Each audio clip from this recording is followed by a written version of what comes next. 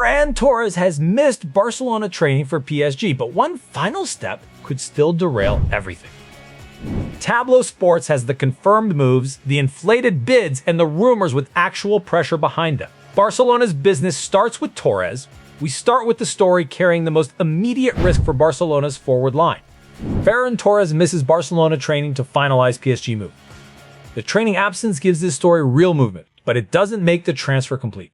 Barcelona supporters are right to question the timing because Torres' departure would reduce attacking depth before the club has publicly confirmed a replacement. PSG are close enough to be involved in finalization, yet the fee and contract terms remain unknown. Ferran Torres has been given permission to miss Barcelona training while he finalizes a move to Paris Saint-Germain. That wording matters. Torres remains a Barcelona player and the transfer hasn't been officially completed. We haven't been handed a confirmed fee, we haven't been given contract terms, and there isn't a medical confirmation to put beside the headline. The move is close, but close is a dangerous word in football. It can mean paperwork. It can also mean one final disagreement wearing a very expensive suit. The immediate consequence is obvious. Barcelona could lose a first-team forward who gives them another wide option and a route into the attacking rotation. Supporters are already debating whether the squad can absorb that loss, especially if the club's planning depends on a sale before another signing becomes possible. PSG, meanwhile, appear to be adding another attacking piece at the stage where the conversation has moved from interest to finalization. That doesn't guarantee his place in the team, but it does explain why permission to miss training is being treated as a serious signal. The next evidence should be concrete, an official agreement, a medical, and a club announcement. Until then, Torres hasn't become a PSG player. Barcelona's forward depth is already the pressure point, and the club's next move will reveal whether this was a planned exit or a hole created faster than the squad can fill it. Barcelona's next move is even bolder, and Manchester City have the leverage. Barcelona make improved £51 million bid for Manchester City's Rodri. The improved offer is a serious test of City's resolve, not proof that Rodri is heading back to Barcelona. A reported £51 million bid sits close to City's valuation, but the price is still being reported rather than agreed. Barcelona benefit from making the pursuit visible, while City can decide whether the money outweighs the control Rodri gives their midfield. Barcelona have made an improved offer of about £51 million, or roughly 60 million for Manchester City midfielder Rodri. City previously rejected an offer of around 45 million, so Barcelona have raised the pressure and moved closer to the valuation being discussed. Still, no agreement has been confirmed, and Rodri remains a Manchester City player. That's the clean version of the story. The messy version is the decision facing City. Rodri is one of Europe's premier midfielders, but City fans are split between keeping him and accepting a major offer for an aging midfield star. Barcelona are testing whether that split exists inside the club as well as among supporters. If City reject again, they show that sporting control matters more than the cash. If they negotiate, Barcelona have found the number that gets the door open. Nobody should turn £51 million into a completed transfer. The bid is the development. Rodri's status is unchanged, and City's response now carries the weight. Tottenham's fullback decision is moving from speculation towards a deal with consequence. Djed Spence nears Tottenham exit with Inter in talks over £25.6 million move. Advanced talks are a meaningful step, but they still aren't personal terms, a medical, or a completed transfer. Spence's likely exit raises a squad question Tottenham can't hide behind the fee. Is there enough fullback depth left? Inter are negotiating around £25.6 million at hands, and Tottenham appear prepared to let the player go if the final details hold. Tottenham are prepared to allow Djed Spence to join Inter, with talks continuing over a fee of around £25.6 million or €30 million. Personal terms aren't believed to be an issue, but that doesn't mean the deal is done. Spence remains a Tottenham player while the clubs keep negotiating, and there hasn't been confirmation of a medical or final agreement. For Tottenham, this is a squad structure story disguised as a sale. A fee around £25.6 million looks useful, especially if the player isn't central to the manager's plan, but the club still has to cover the minutes and the defensive variety Spence provides. Inter are the Italian champions, so the move would give him a major competitive platform. Tottenham, meanwhile, need to avoid selling a useful profile and discovering in September that the replacement is mostly a spreadsheet. The talks are advanced. The risk is already visible in Tottenham's depth chart. Chelsea have done what the other clubs are still discussing. They've completed the paperwork. Chavarria joins Chelsea on a 5-year deal. Chavarria's 5-year deal gives Chelsea a real commitment, while the reported £16 million fee keeps the gamble within a controlled range. His route through Spain's lower leagues makes the signing unusual, but the move should be judged on Premier League adaptation rather than biography. Chelsea have added a left-back to Xabi Alonso's reshaped squad without any evidence that Chavarria is guaranteed a starting role. Chavarria has joined Chelsea on a 5-year deal after previously playing for Rayo Vallecano. The reported fee is £16 million, and this one is official. No fog around the status. He's a Chelsea player, and the contract length tells you the club sees him as part of a longer squad plan rather than a temporary patch. Chavarria's path has attracted attention because he came through Spain's lower leagues before reaching this level. That's useful context, but it isn't a scouting report. Chelsea haven't signed a guaranteed starter simply because the story is interesting, and nobody has said he's taking over the position immediately. The practical question is how quickly he can handle Premier League speed, pressure, and the defensive demands of a team that may ask its fullbacks to play very high. Supporters are curious for a fair reason. Chelsea have a crowded, constantly changing squad, and a 5-year deal creates pressure for the recruitment team to make this profile work. The reported £16 million is the cost of the experiment. The playing role will decide whether it was clever recruitment or another name in the corridor. Palace's midfield rebuild has hit its first hard wall. Palace bid for Monaco midfielder Lamine Camara rejected. Monaco's rejection tells us Palace have made contact, not that the player is close to Selhurst Park. The bid was verbal and no amount has been confirmed, so inventing an asking price would be transfer window fan fiction.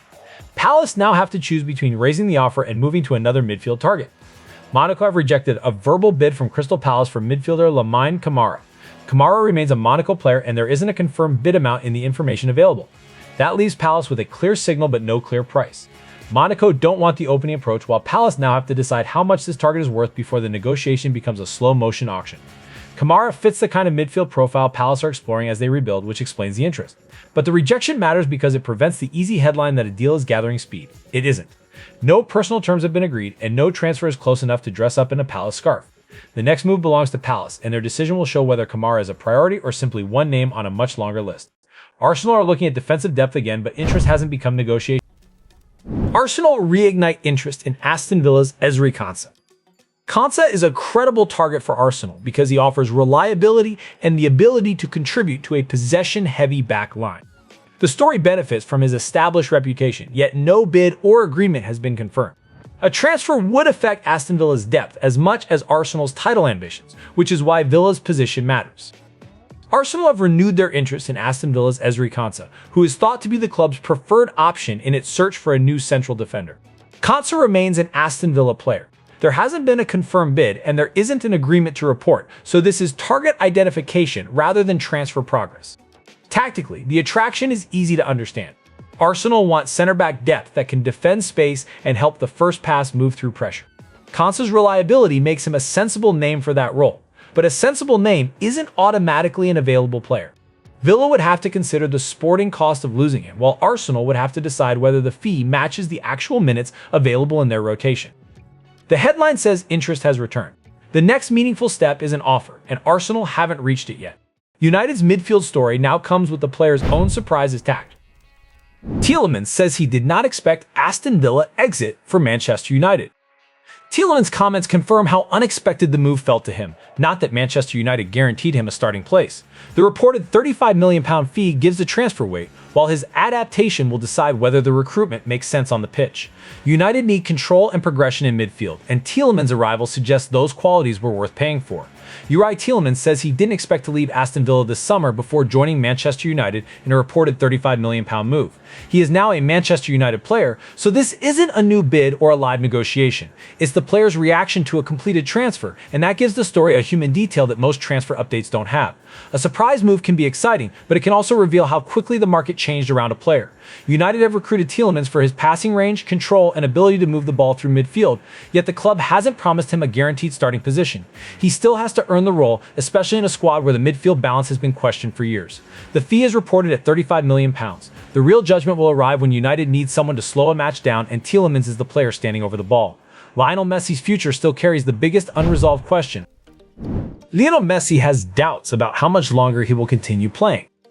Messi's comments express doubt after personal loss, but they don't announce retirement or an Inter Miami exit. The emotional context matters, and turning it into a transfer countdown would be cheap journalism. Inter Miami can only wait for clarity while fans wonder whether the next major international cycle includes him. Lionel Messi has said he has doubts about how much longer he'll continue playing after the death of his father Jorge. Messi remains an Inter Miami player, and he hasn't announced a retirement date. That distinction matters because a vulnerable comment can become a dramatic headline within minutes, especially when the speaker is the most recognizable active footballer on the planet. The right response is sympathy first, speculation second. Messi's future has always carried enormous attention, but these comments came after grief, not after a confirmed contract decision. Inter Miami haven't announced an exit, and there isn't a date to circle. Fans can debate whether he'll continue through the next major international cycle, but the club's immediate reality is simpler. Its biggest player is still present, while his long-term plans are uncertain. The question isn't whether Messi has retired, he hasn't. The question is how long football still feels like the right place for him. The transfer noise pauses for an Everton case that could carry disciplinary consequences. Everton's Martin Sherif charged over 61 alleged bets on matches. An FA charge is an allegation, not a guilty verdict, and the distinction must stay clear. The number of alleged bets makes the case serious, but the final sanction can't be predicted before the process is complete. Everton supporters deserve due process because the consequences could reach beyond one player's reputation. The Football Association has charged Everton's Martin Sherif over allegedly placing 61 bets on football matches. Sherif remains an Everton player and the allegations haven't been proven. No suspension has been imposed and there isn't a final punishment to report. The number makes this a serious disciplinary story, but the process still matters. Sherif will have the opportunity to respond, and any sanction will depend on the findings rather than the number alone. Everton now have an off-field issue involving a young player, with supporters understandably asking what sporting and disciplinary consequences could follow if the allegations are established. For now, the charge is the fact. The verdict isn't. And Tottenham's forward search returns with interest in a Liverpool player, but the distance to a deal is enormous. Tottenham move for Liverpool's Cody Gakpo. Tottenham are credited with interest in Cody Gakpo, yet there is no official bid, fee, or agreement. Gakpo's versatility explains the attraction, while Liverpool's willingness to sell would be the real obstacle. This is a preliminary link, not another advanced negotiation for Tottenham to parade as progress. Tottenham are reportedly interested in Liverpool forward Cody Gakpo, who remains a Liverpool player. The report doesn't include an official bid, a confirmed fee, or an agreement, so this story belongs firmly in the early interest column. Tottenham are reshaping their forward line, and Gakpo's ability to operate across the attack makes the link understandable. That doesn't make the move close. Liverpool would have to decide whether Gakpo is expendable after his versatile attacking contributions, and that decision matters more than Tottenham's interest. Clubs can admire a player for months without ever reaching a serious negotiation. The first hard evidence would be a bid or direct talks, and neither has been confirmed here. So the headline is Tottenham asking the question. Liverpool still control whether anyone gets an answer. Ferran Torres could leave Barcelona for Paris Saint-Germain, but the move still needs an official agreement and medical, so he remains a Barcelona player until those steps are complete. Barcelona's biggest decision still depends on the agreement and medical, not the training absence. Next, watch whether Tottenham turn Gakpo interest into a bid before Liverpool shut the door.